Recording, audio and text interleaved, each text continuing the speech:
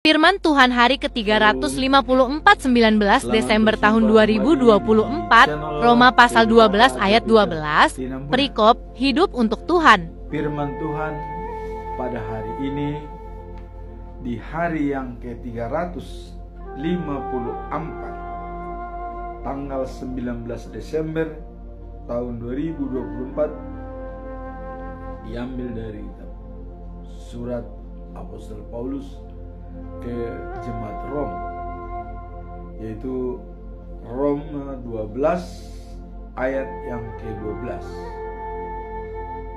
Perikop hidup untuk Tuhan. Sebagai nats dari ayat tersebut adalah: bersukacitalah dalam pengharapan, sabarlah dalam kesesakan, dan bertekunlah dalam doa. Itulah firman Tuhan pada hari ini. Kemudian kita masuk ke dalam bacaan pagi, yaitu diambil dari kitab Markus ya. Markus pasal 13 ayat 24 sampai dengan 27. Perikop kedatangan anak manusia.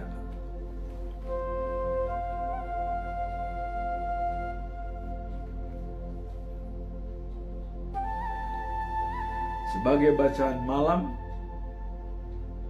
diambil dari kitab Yesaya pasal 11 ayat 8 sampai dengan 9, dengan perikop kerajaan damai. Itulah perikop firman Tuhan pada hari ini.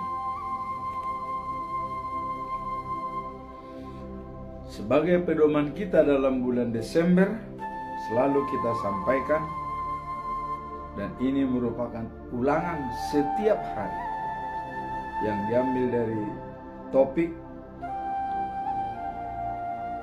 kenakanlah perlengkapan senjata terang. Dijabarkan dalam Yohanes 1 atau pasal 1 ayat yang ke-9.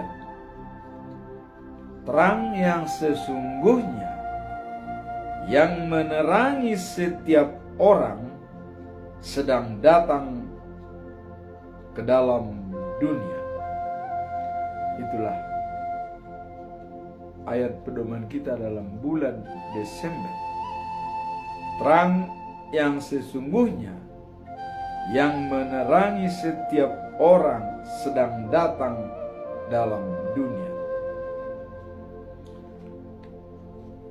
Dan siapakah yang dimaksud dengan terang yang datang ke dalam dunia itu? Kalau kita lihat dalam Yohanes pasal 1 ayat 14, dikatakan bahwa Firman itu telah menjadi manusia dan diam di antara kita, dan kita telah melihat kemuliaannya, yaitu kemuliaan yang diberikan kepadanya sebagai anak tunggal, Bapa penuh kasih karunia dan kebenaran.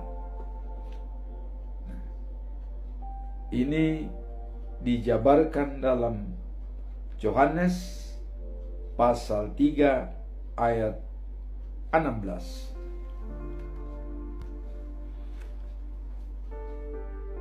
Di dalam pasal 3 ayat 16 dikatakan, Karena begitu besar kasih Allah akan dunia ini, sehingga ia telah mengaruniakan anaknya yang tunggal, supaya setiap orang yang percaya kepadanya tidak binasa, melainkan beroleh hidup yang kekal.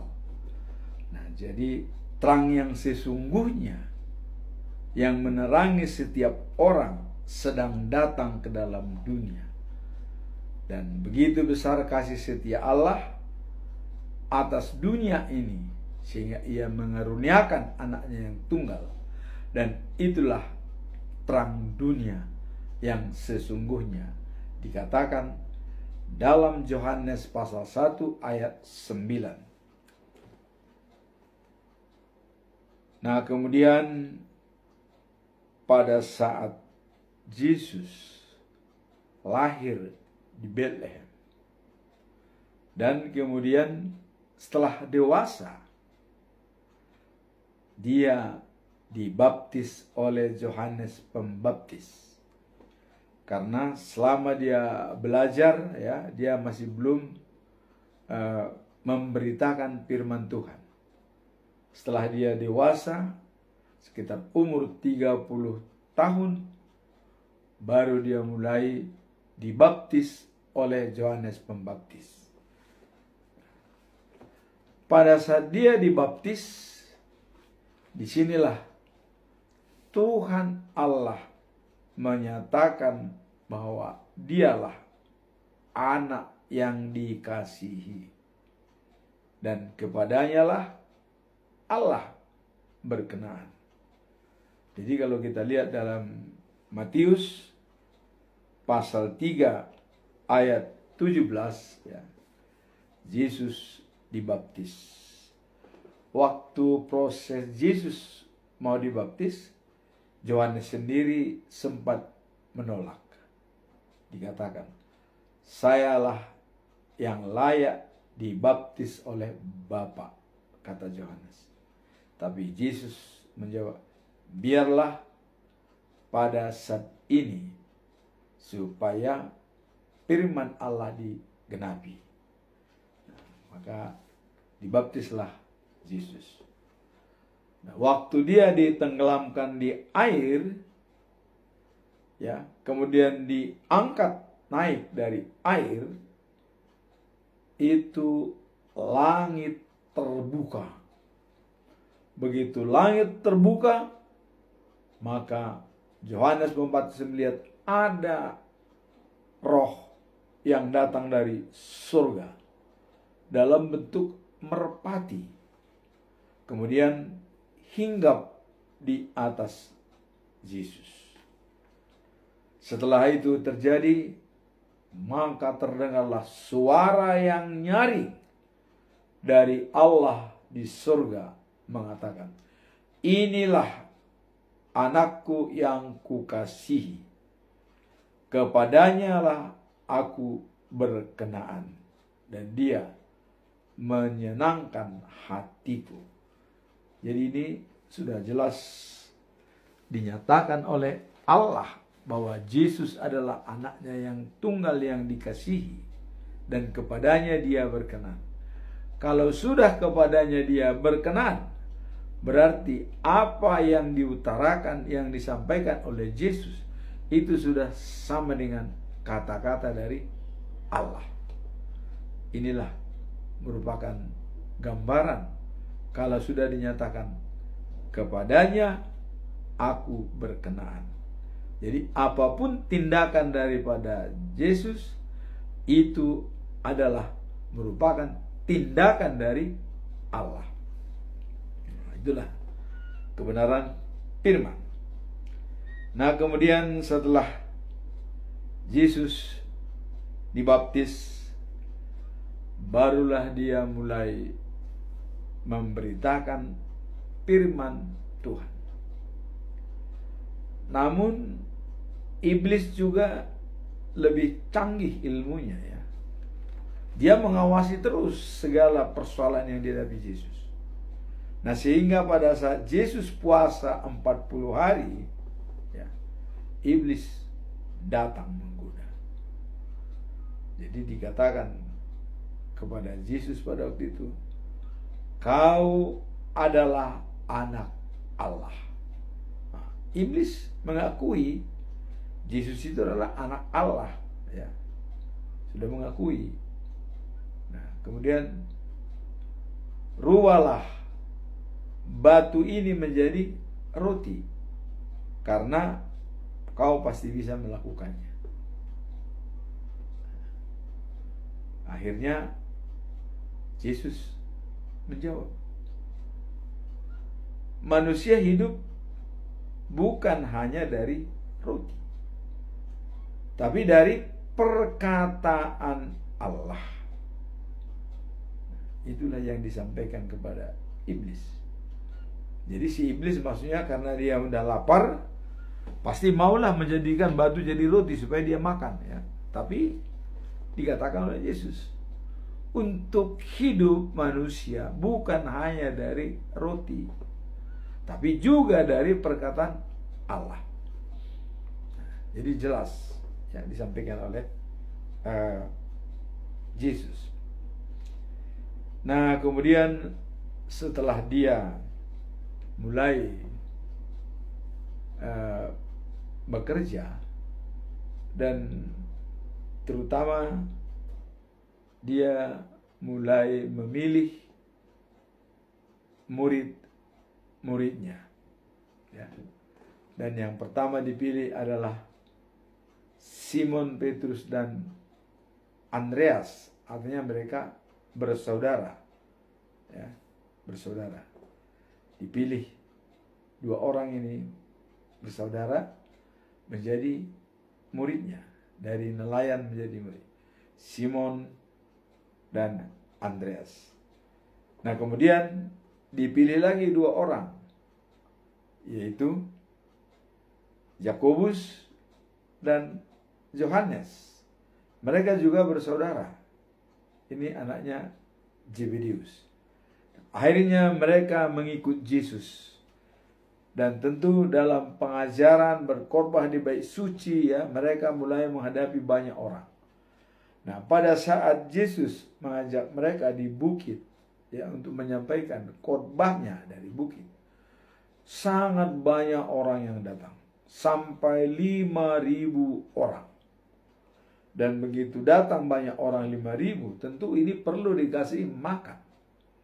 Ditanya, makanan cukup tidak? Wah, jadi murid-muridnya bilang, walaupun dikumpulkan semua dari desa-desa ini, tidak ada yang bisa mencukupi makanan untuk 5.000 orang. Gak bisa, kata. Nah, terus apa yang ada? Tolong belikan roti. Hanya ada satu anak kecil membawa bekal, ya, 2 ekor ikan dan 5 roti.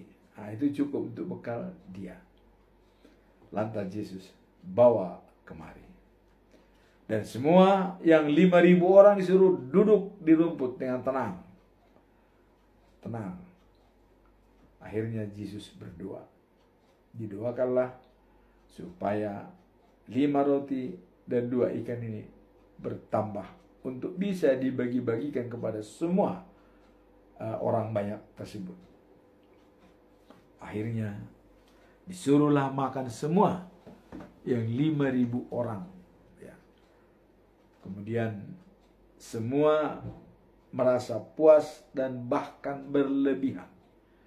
Ada sisa makanan 12 apang, bahasa Batak, tapi keranjang dalam bahasa Indonesia. 12 keranjang lagi sisa makanan. Nah, kemudian setelah itu Yesus memperdalam pemberitaan firman Tuhan. Nah, karena tadi dikatakan manusia bukan hanya hidup dari roti, tapi juga perkataan Allah. Nah, maka pada saat ini, ya, Yesus mengatakan bahwa kalian harus mencari roti yang bisa menghidupkan selama-lamanya. Bukan hanya makanan sehari, 2 hari, atau sebentar. Tapi bisa menghidupkan selama-lamanya.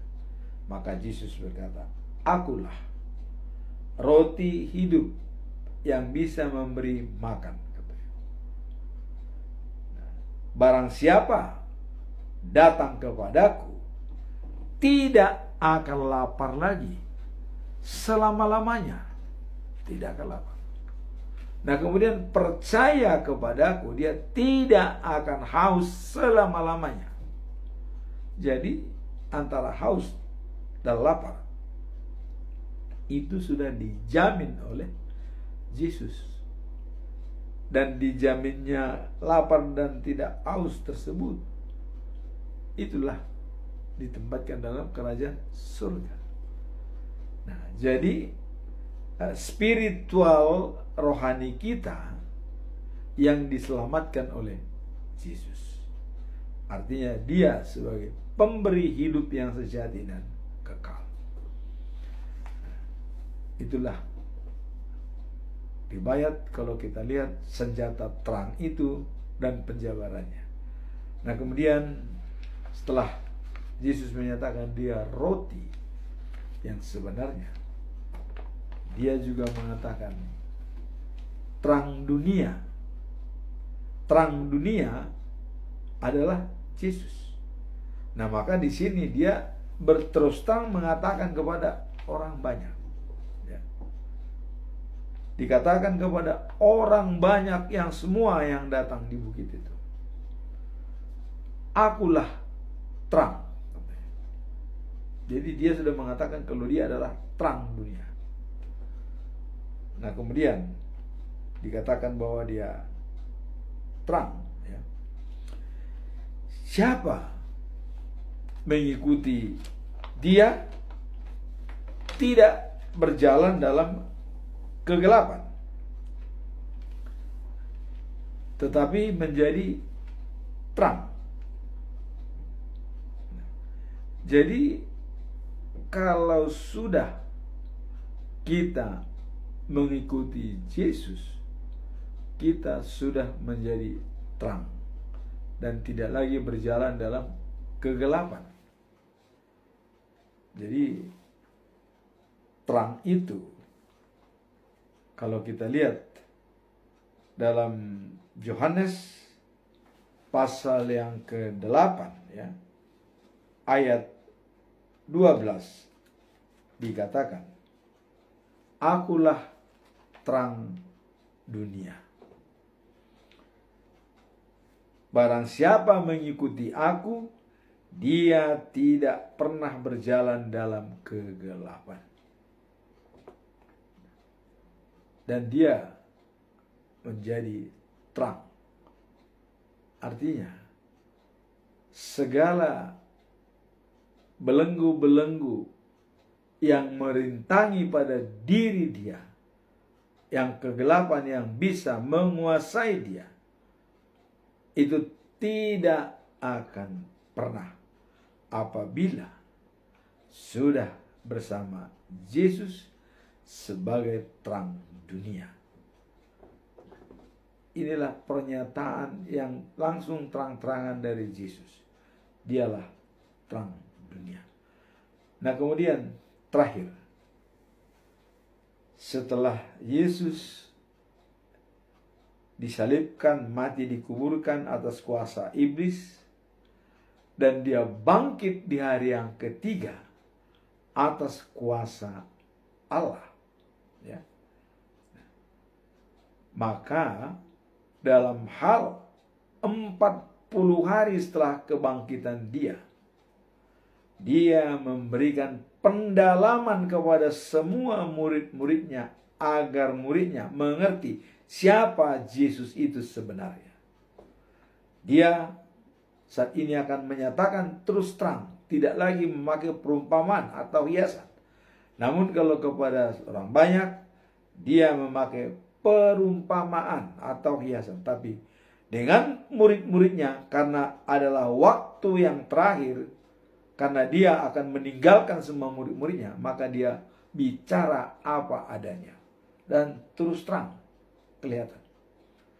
Nah, pada waktu itu Yesus mengatakan, kalian jangan gelisah. Sebentar lagi aku akan pergi ke rumah Bapa. karena di sana banyak tempat. Dan juga untuk menyediakan tempat buat kalian. Jadi menyediakan tempat untuk semua manusia. Dia akan berangkat. Nah, terus kalian pasti tahu jalan menuju ke sana. Datanglah Thomas. Wah, bagaimana jalan ke sana? Kami tidak tahu. Tolong dong, beritahukan jalan ke sana. Bagaimana caranya supaya kami tahu? Kata Thomas. Datanglah Yesus mengatakan, akulah jalan, kebenaran, dan hidup. Tanpa melalui aku, tak seorang pun yang sampai kepada Bapa. Jadi hanya melalui Yesus bisa bertemu dengan Allah. Tanpa melalui Yesus tidak akan pernah bertemu dengan Allah. Jadi jangan coba-coba tidak percaya kepada Yesus adalah Tuhan.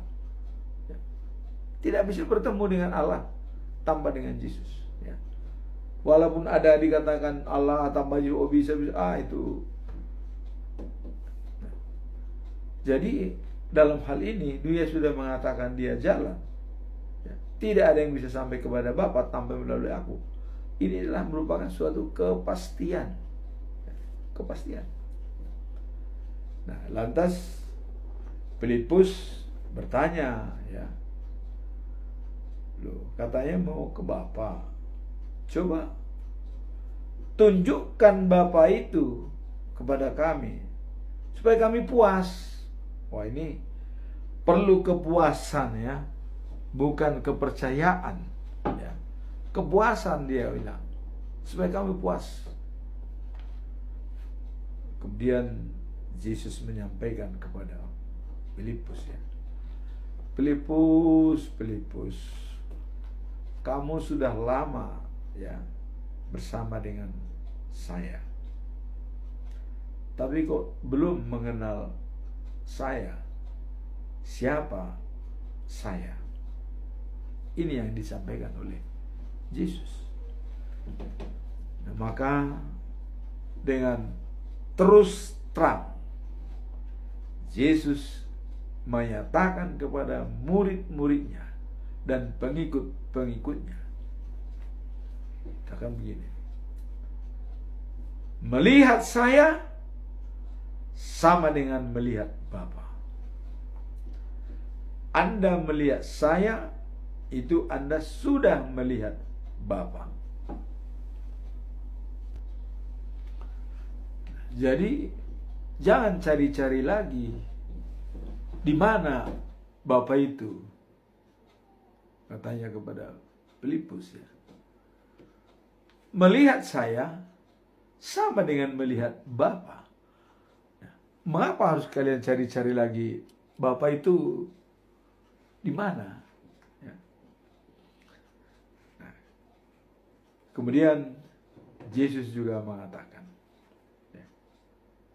bahwa aku bersatu dengan Bapa dan Bapa bersatu dengan aku. Kalau misalnya Bapa bersatu dengan dia bersatu dengan Bapa, bagaimana kira-kira penjabarannya ini? Hanya penjabaran yang bisa kita artikan, saya pribadi, bahwa Yesus itu adalah Bapa. Hanya itu. Sudah dikatakan, Bapa bersatu dengan saya. Saya bersatu dengan Bapa. Jadi kemana Bapa, di situ Yesus. Kemana Yesus, di situ Bapa. Datang ke dunia, Bapa juga di situ. Pulang ke surga, di situ. Jadi kemana Bapa, di situ Yesus. Kemana Yesus, di situ Bapa. Itu. Nah, itulah pengertian daripada Trinitatis. Bapa, Roh Kudus, dan Yesus. Kemana Roh Kudus, di situ Bapa, di situ Yesus. Kemana Yesus, di situ Bapa, di situ Roh Kudus. Kemana Bapa, di situ Roh Kudus, di situ Yesus.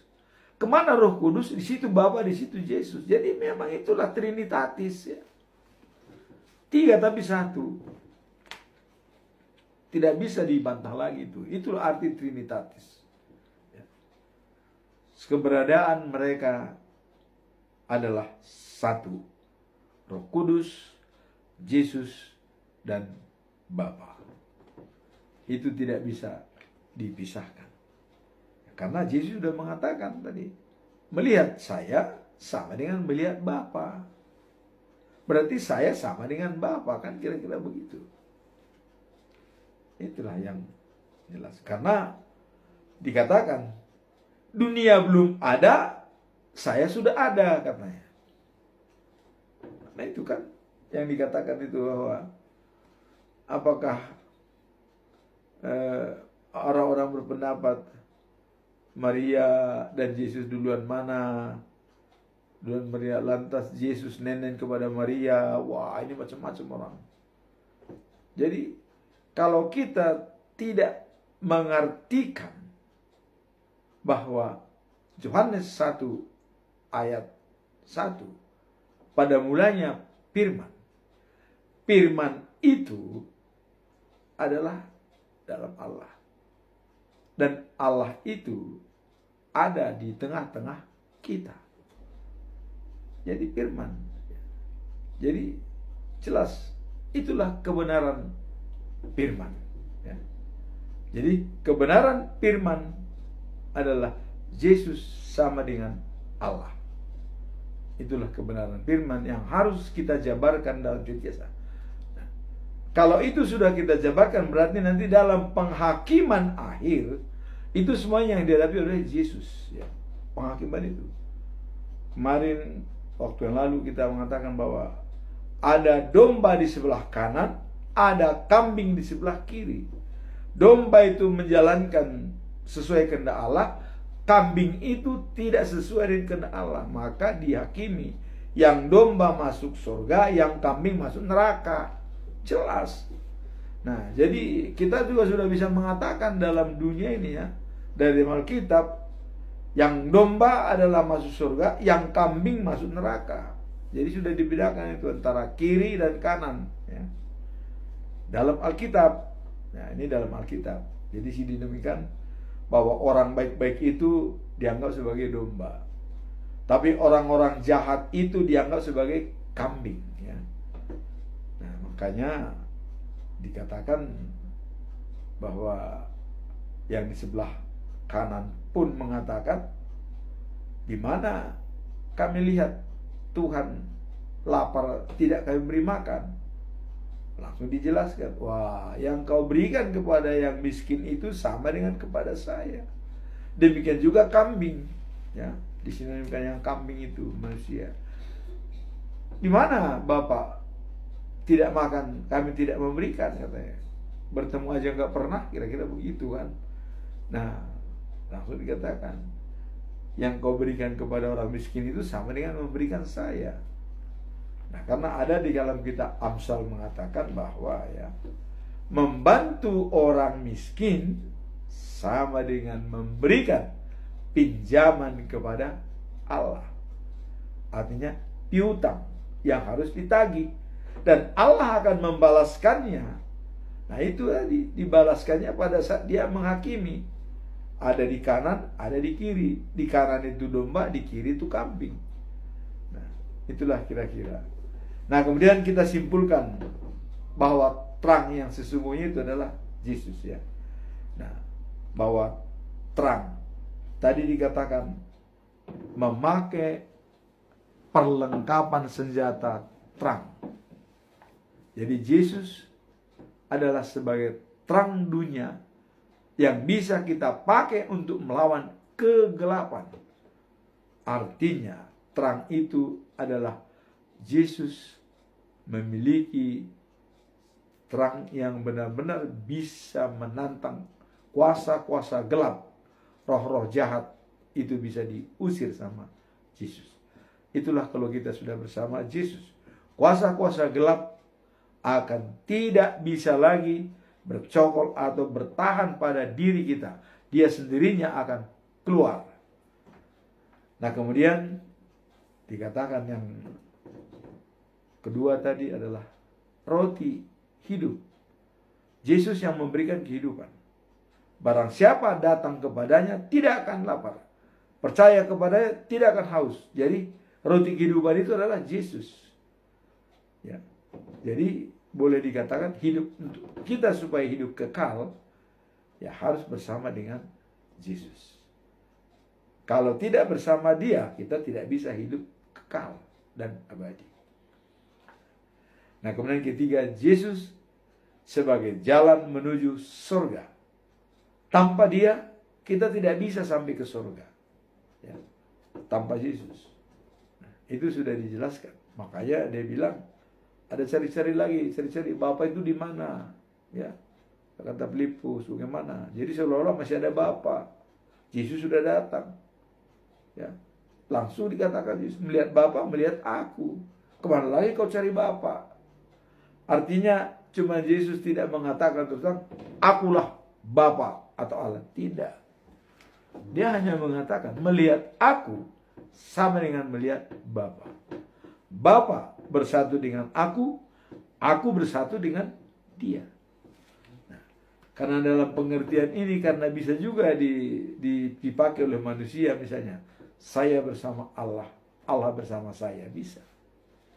Nah, namun Yesus mengatakan, ya, kalau Anda tidak begitu percaya dengan itu, setidak-tidaknya lihat apa hasil pekerjaan saya. Menghidupkan orang mati, ya, membuat ombak supaya tenang, ya, memberikan 5.000 orang makan, menguasa roh-roh jahat. Setidaknya kata Yesus, lihat pekerjaan saya. Dari pekerjaannya itu kita tahu bahwa wah, Dia adalah penguasa dunia. Nah, kemudian terakhir, Yesus adalah kebenaran firman Tuhan. Jadi kalau Yesus kebenaran firman Tuhan, maka dalam hal ini Yesus sama dengan Tuhan. Yesus adalah Tuhan. Itulah kebenaran firman. Karena firman itu adalah Allah. Allah berada di tengah-tengah kita. Nah, itulah kesimpulan daripada ayat bulan ini yang selalu kita sampaikan setiap pagi. Karena itu menjadi bekal kita dalam selama bulan Desember. Karena kenapa kita lakukan itu berulang-ulang? Karena Aristoteles mengatakan kekuatan kita bukan perbuatan kita. Bukan, kata Aristoteles.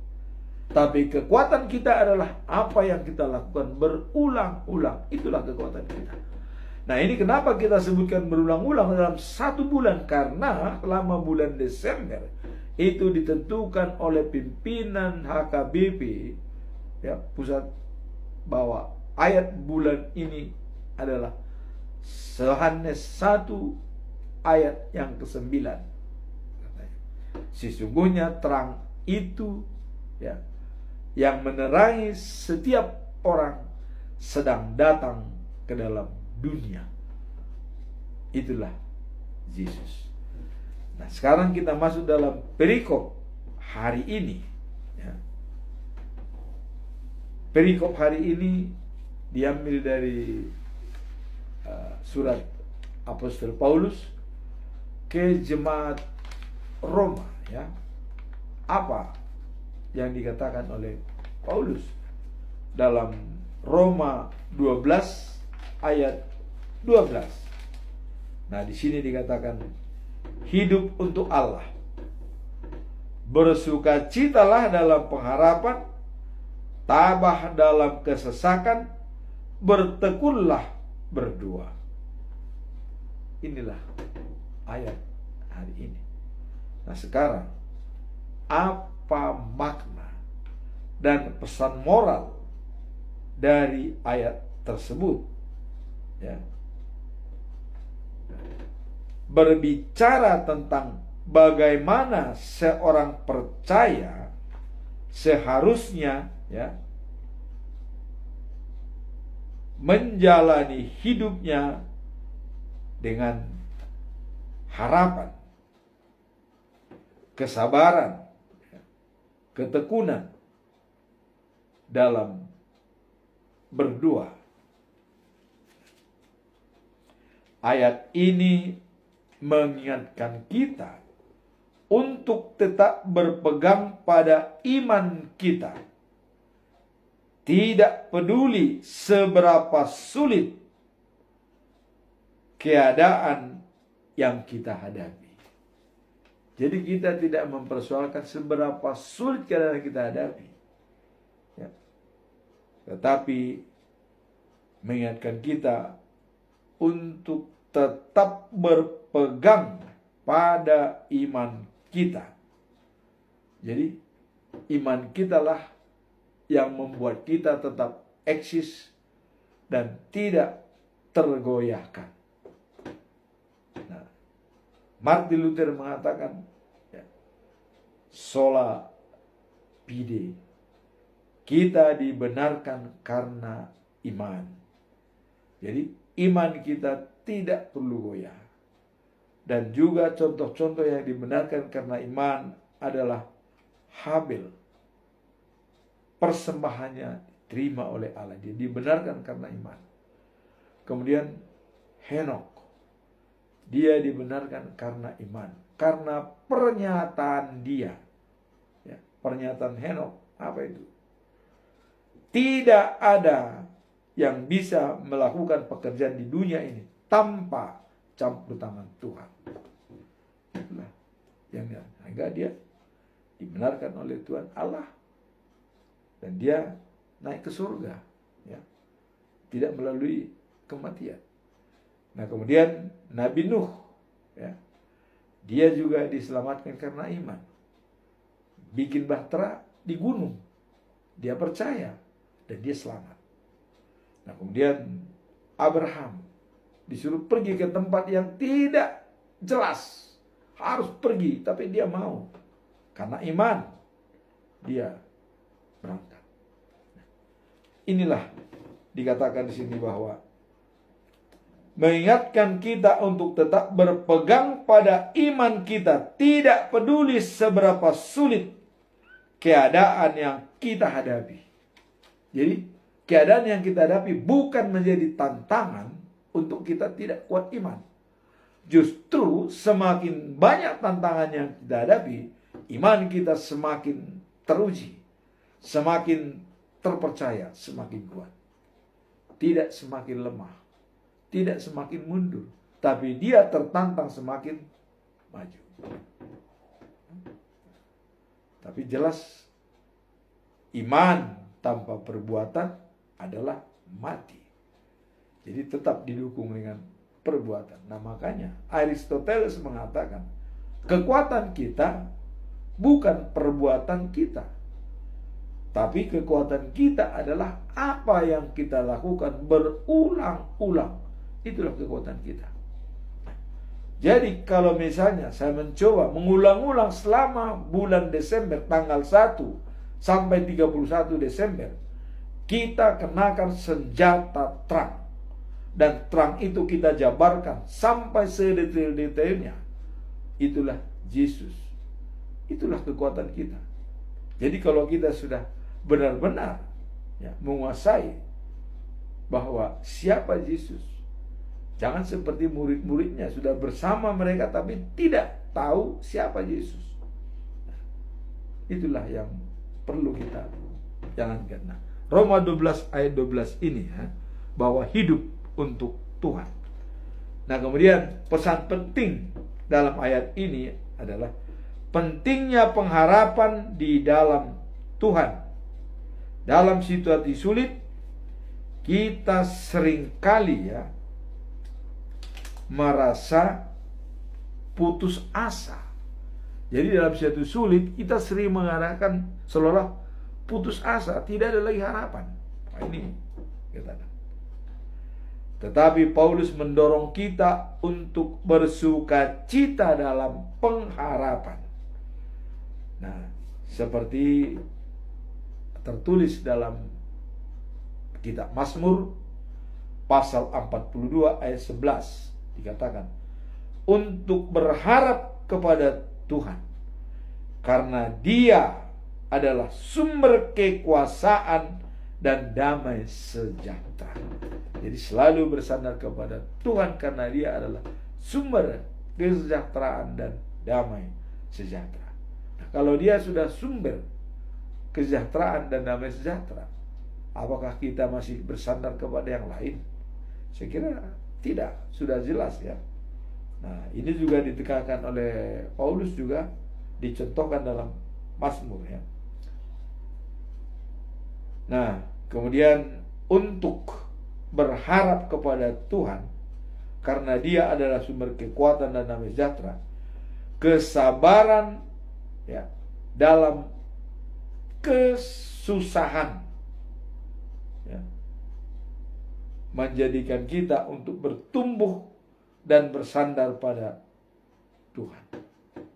Jadi kesabaran dalam kesusahan menjadikan kita untuk bertumbuh dan bersandar pada Tuhan.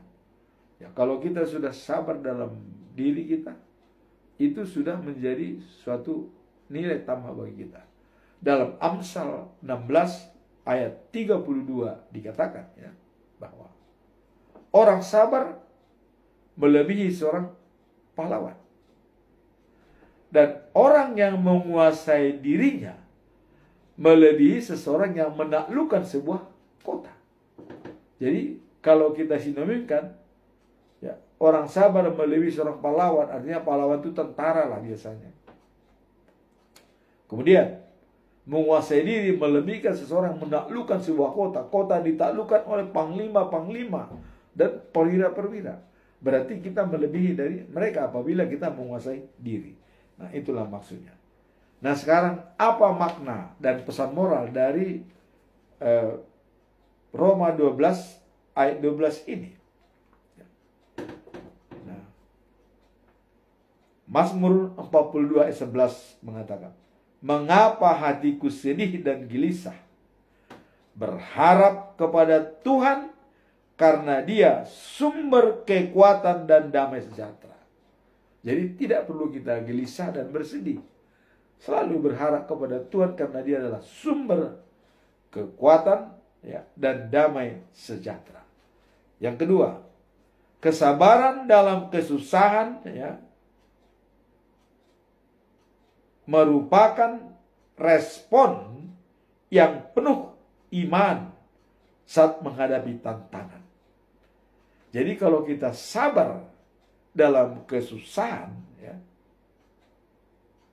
merupakan respon yang penuh iman saat menghadapi tantangan. Jadi itu adalah merupakan respon dari iman yang kuat ya, pada saat kita menghadapi tantangan. Yang ketiga,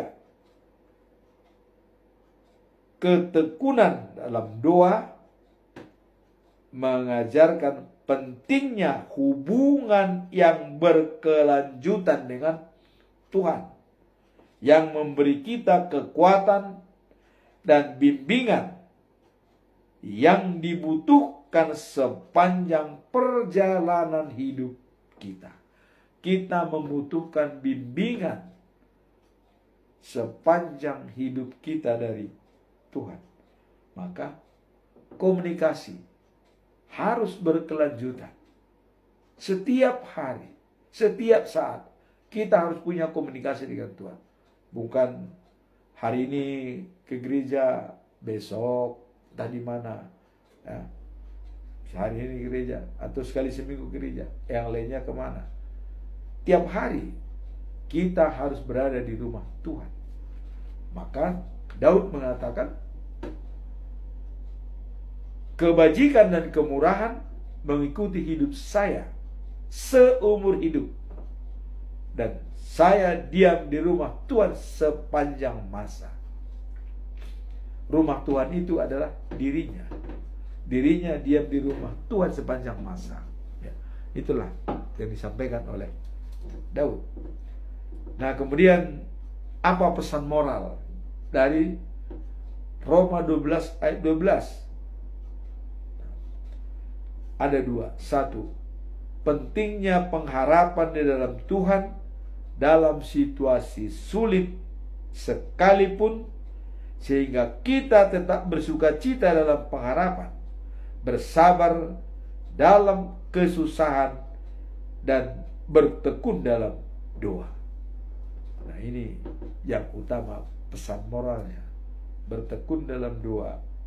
Dalam situasi sulit sekalipun tetap kita tabah, ya, dan punya pengharapan bahwa kita akan mendapatkan sesuatu dari Allah. Kita perlu sabar dan bertekun dalam doa. Nah, kemudian pesan moral yang kedua adalah kesabaran dalam kesukaran mengajarkan kita untuk bertumbuh dan bersandar pada Tuhan melalui doa kita setiap hari. Nah, jadi artinya kesabaran dalam kesusahan, ya, mengajarkan kita untuk bertumbuh dan bersandar. Jadi bertumbuh dan bersandar pada Tuhan apabila kita sabar dalam kesukaran, dan dengan bertumbuh di dalam Tuhan dan bersandar kepada Tuhan, itu dijabarkan melalui doa kita setiap hari. Itulah perikop kita hari ini, bahwa bersukacitalah dalam pengharapan, tabah dalam kesusahan, dan bertekunlah dalam doa. Sekarang kita masuk dalam bacaan hari ini. Diambil dari Markus pasal 13 ayat 24 sampai 27. Kedatangan anak manusia. Setelah masa kesusahan itu, matahari akan menjadi gelap dan bulan tidak bercahaya. Bintang-bintang akan jatuh dari langit, dan para penguasa angkasa raya akan menjadi kacau balau. Pada waktu itu anak manusia akan terlihat datang di dalam awan-awan dengan kuasa besar dan keagungannya. Jadi pada saat situasi dunia kacau, ya, bahkan matahari pun gelap, bintang-bintang berjatuhan, pemimpin-pemimpin dunia ini kacau balau, tidak ada ketegasan. Saat itulah anak manusia datang. Ia akan mengutus malaikat-malaikat untuk mengumpulkan umat pilihannya dari ke tempat penjuru bumi, dari ujung-ujung bumi, ya, ke ujung-ujung langit. Jadi datang Yesus meng-hire malaikat-malaikat untuk mengumpulkan umat manusia, jangan sampai ada yang tercecer. Pada waktu terjadi suasana yang tidak mengenakan itu, coba kita lihat, matahari gelap, waduh, dan bulan juga tidak bercahaya, bintang-bintang jatuh, tidak ada. Pada saat itulah Yesus datang. Karena Allah, dia datang dengan siang dengan tiang awan, malam dengan tiang api. Jadi bisa saja pada waktu gelap itu dia datang akan terang kelihatannya. Nah, tapi di sini malaikat disuruh mengumpul. Nah, sekarang pertanyaan, apa makna dan pesan moral dari ayat ini? Injil Markus ini menjelaskan tentang, jadi sekarang kita, apa makna perikop ini? Makna daripada perikop ini tadi dijelaskan adalah matahari menjadi gelap, bulan tidak bercahaya, bintang-bintang jatuh dari langit, penguasa angkasa raya jadi kacau balau. Artinya tidak ada kejelasan. Maka dikatakan di tengah kesulitan dan kekacauan, Tuhan akan datang kembali untuk mengumpulkan umatnya. Ini menguatkan kita untuk tetap kuat dalam iman dan berdasarkan pada Tuhan saja. Jadi di saat kacau balau, di situ Tuhan Allah hadir mengumpulkan umatnya, dan itulah kasihnya kepada orang yang mengasihi Dia. Allah hadir untuk mengumpulkan semua umat-umatnya yang percaya kepada Dia. Nah, kemudian apa pesan moral dari perikop ini? Disinilah dikatakan untuk selalu siap dan waspada dalam iman percaya kita kepada Tuhan. Itu yang diinginkan, pesan moralnya. Kemudian pesan moral kedua adalah kehadiran Tuhan yang dijanjikan memberikan harapan dan keyakinan bahwa setiap kesulitan yang dihadapi adalah sementara dan ada janji besar yang menaruh di depan kita. Dengan kedatangannya dalam kuasa dan kemuliaannya. Jadi ada janji besar ya yang sangat baik di depan kita ya, yaitu kedatangannya dalam kuasa dan kemuliaannya.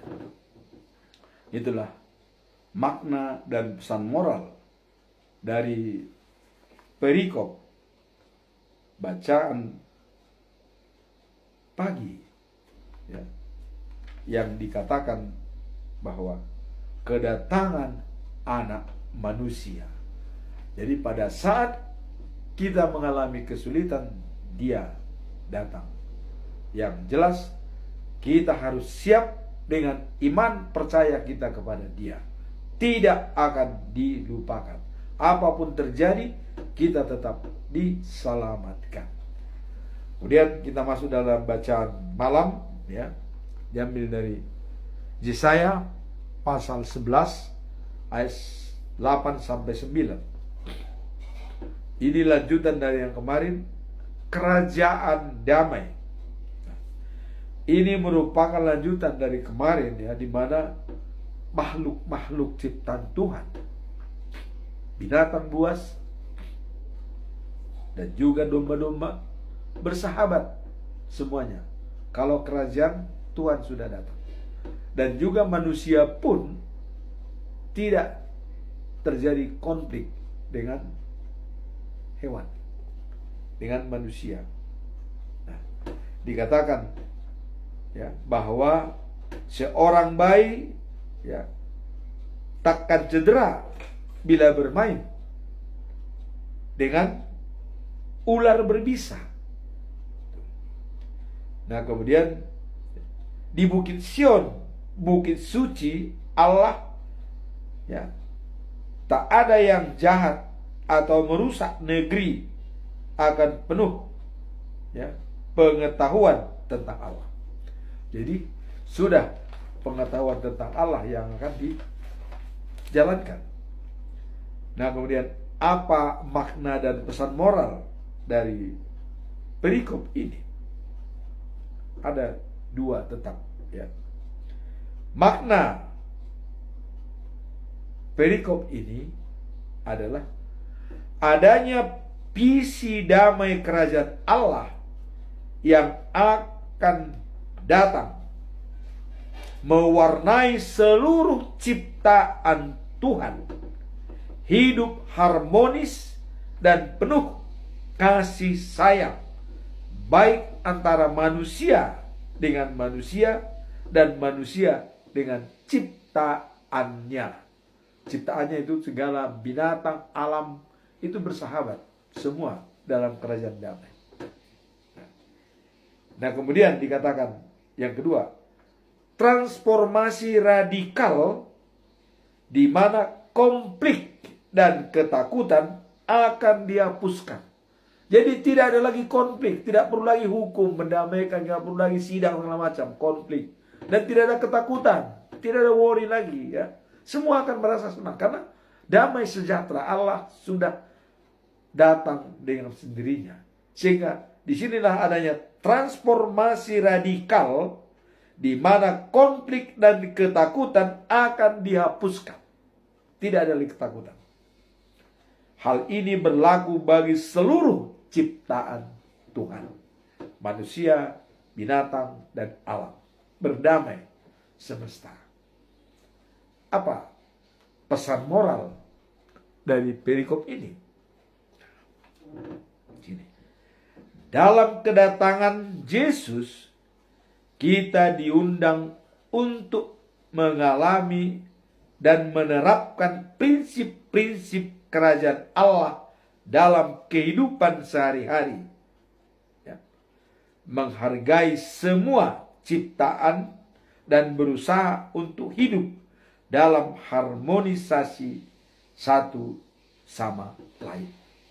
Jadi kerajaan Allah itu mari kita terapkan dalam keluarga kita, diri kita, perusahaan kita, di mana saja. Terapkanlah kerajaan damai Allah tersebut. Kalau itu sudah kita jalankan, maka yakin kita juga sudah bisa berdamai dengan diri kita, dengan semua yang ada di kalangan kita. Nah, sehingga menghargai semua ciptaan dan berusaha untuk hidup dalam harmonisasi satu dengan yang lainnya. Demikianlah firman Tuhan pada hari ini. Semoga bermanfaat untuk kita renungkan dan Tuhan memberkati.